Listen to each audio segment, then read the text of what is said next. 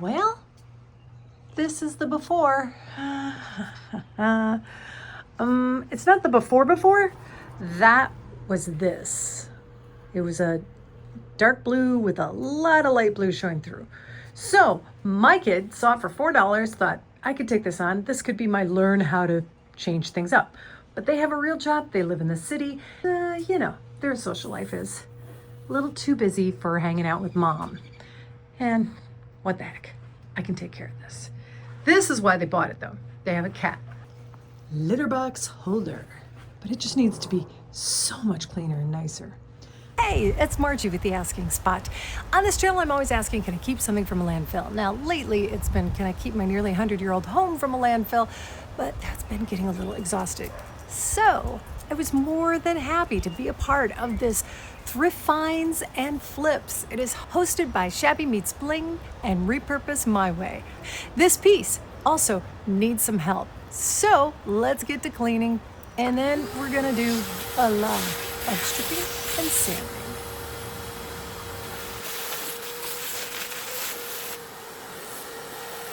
It's kind of gross.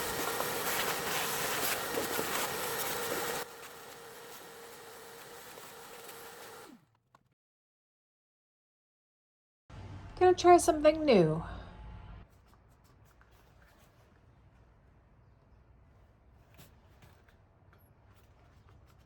It goes on for a while. You don't need to listen to this. Bottle number 2. Really? That's what we call foreshadowing. There. Okay. Most of it, or half of it, is on the floor from the spraying thing. Who needs... not happy. Moving on.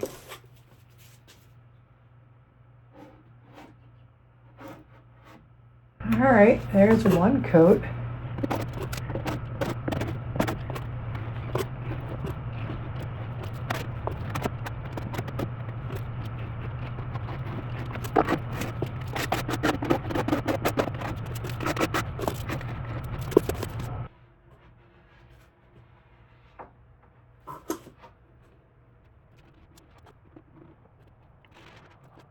So the product works.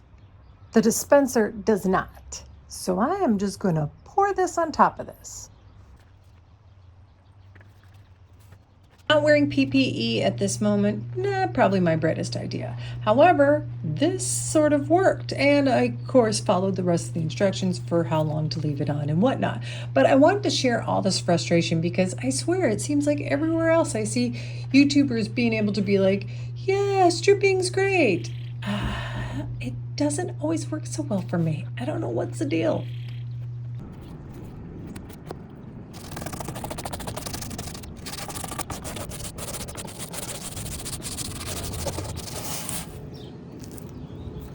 Eek.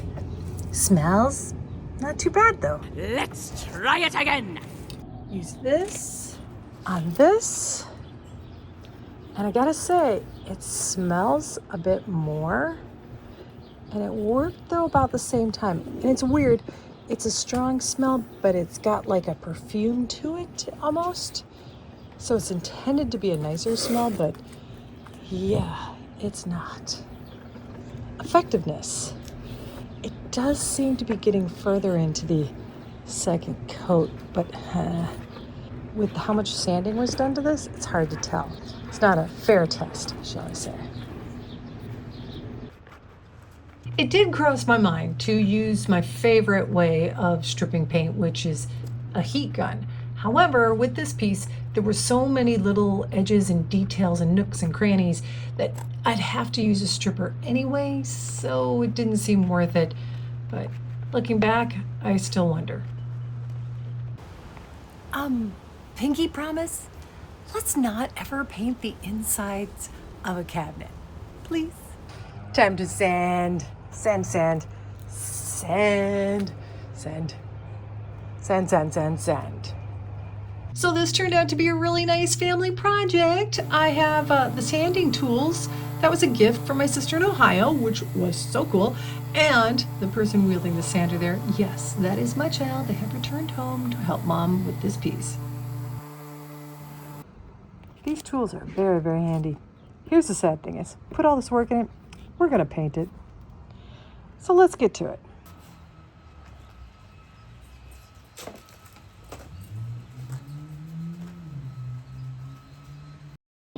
All right, I'm kind of like, yikes, there's some tannins coming through here. Maybe a little hard for the camera to see, but I'm gonna go ahead and be on the safe side and give it a shellac coat, and for sure give this whole thing a shellac coat before it gets any paint.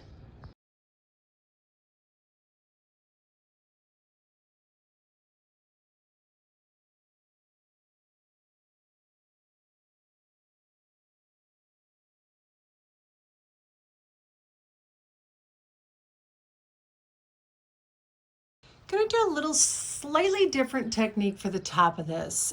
I want to just give it a wash. Easiest way to do a chalk wash, have it already wet.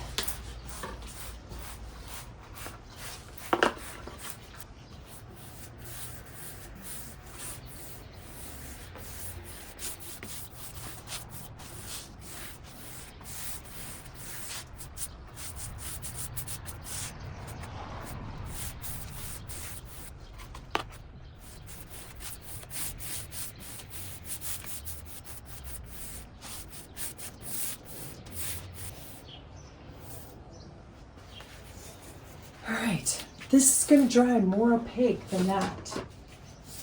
So I'm gonna let it sit for like I can test it now. Wait, what are you doing? Oh! Oh!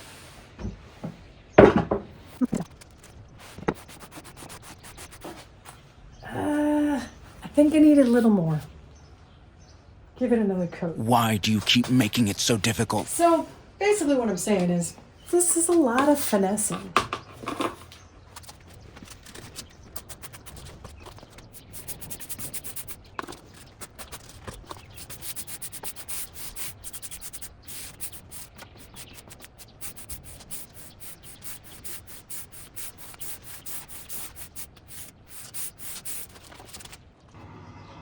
Gotta get coat number 2 on the base and probably do a light sand on the top just to lighten it up. We'll see. I like how even it is right now though. Where's the fun part? Oh, here it is.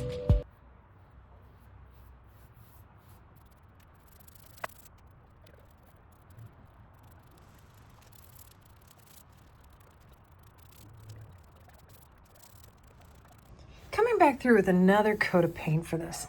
Although there's a little part of me that likes its unevenness. But yeah, no. Gotta go for coat number 2. Meanwhile, Time to change out these horrible legs. Now, my plan is to put some casters on it. Here's something to keep in mind when you are shopping for casters and you are looking for the screws that are going to go along with them.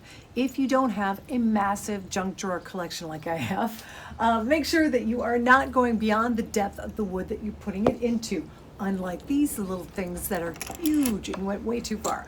Also, if you can, you want a flat head screw to do it because it gives you more clearance. Speaking of clearance on this, when placing it on here, make sure it can spin all the way around and you don't put it too close to the edge so it can't do that. Other than that, wheels, they're the best way to go.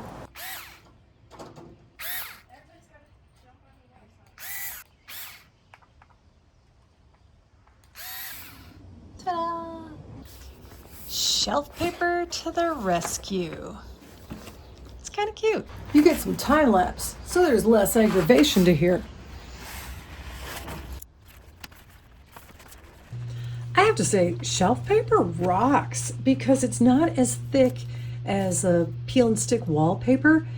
It was a lot easier to work with. I will say though, every now and then it would have its own paper, the backing would just kind of rip in the center of it and just stay on the sticky part.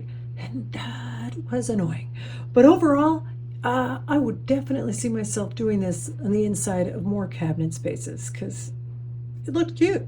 And it, looks like it's going to be easy to take off if we want to do. I got these lovely napkins. And I've now taken off every layer but the top layer. And I'm going to use some Mod Podge to adhere them to the bottom.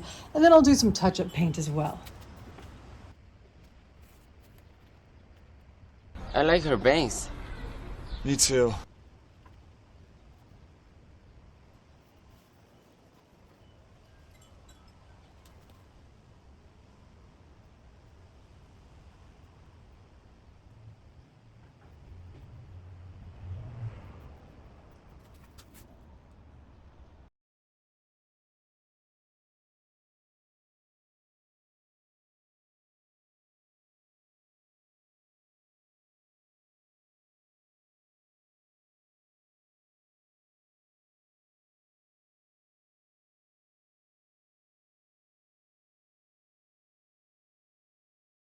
This is where things get a little tricky. Hello, chitty bags.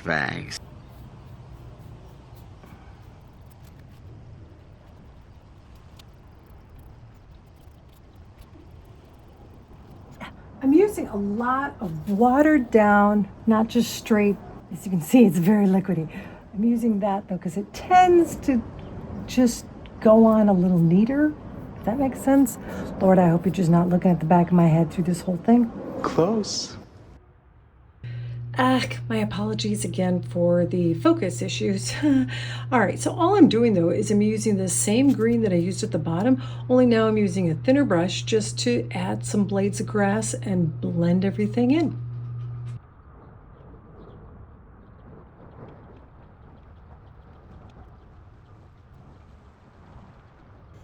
When this project first started, remember it was done by my kid. Well, they took the handles off and I couldn't find where they put them. But they're cute and, but I since couldn't find them, I went to my restore and I found these handles. Pretty cute. And I like that it's got the leaf on it.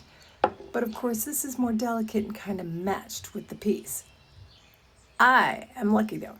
I didn't have to decide between the two. Generally, yeah, I'll put it up on social media like, hey, which one do you think is better? And go by group consensus. This time though, this is my kids' thing. So I asked them and they went for this.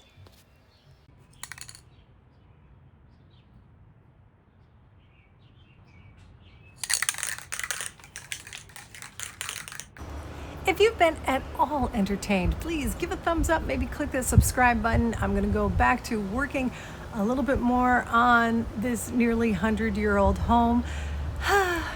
I've enjoyed the break though. I really wanted to thank the host of this wonderful collab of Thrifted Finds and Flips because I have needed this break. And now, without further ado, we've seen the befores. Let's take a look at the after. It turned out pretty cute, if I do say so myself. I like it a lot. And more importantly, my daughter likes it as well. Haven't really heard whether the cat likes it yet, but we'll find that out soon. Thanks so much for watching The Asking Spot.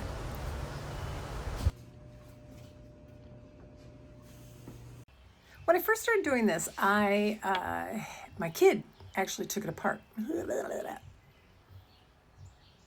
When this project starts, oh, well, we've got you looking at the befores. If I could, I'd love it if you give a thumbs up and maybe subscribe to the channel. It really helps it out. And now, without further ado, here's a look at the after.